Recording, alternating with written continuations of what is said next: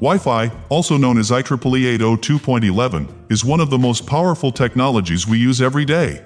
It's amazing how we moved from messy cables and slow dial-up connections to a completely invisible wireless network.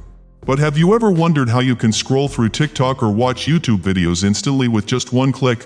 Let's break it down step by step. When you turn on Wi-Fi on your phone, it starts searching for nearby networks. The names you see called SIDs are simply the network names being broadcast by routers. When you select a network and connect to it, your router assigns your device an IP address. Think of this as your device's unique identity on the network, allowing the router to send and receive data correctly, especially when multiple devices are connected. Now, let's say you want to watch a video on YouTube.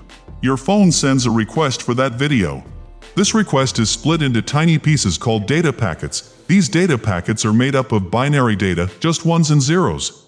Your device converts this data into radio signals by modifying properties like frequency, phase, or amplitude. These signals are then transmitted to your router using frequency bands such as 2.4 GHz or 5 GHz. Each frequency band is divided into channels. These channels help reduce interference from nearby networks, although multiple devices can share the same channel using coordinated access methods. Once your router receives the data packets, it forwards your request to your internet service provider, or ISP. The ISP then connects to YouTube's servers and requests the video. The YouTube servers process your request and send the video back as data packets.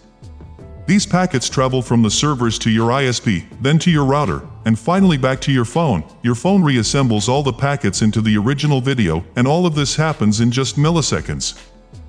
If you found this video helpful, please like the video and subscribe to the channel. I'll see you in the next video. Thanks for watching.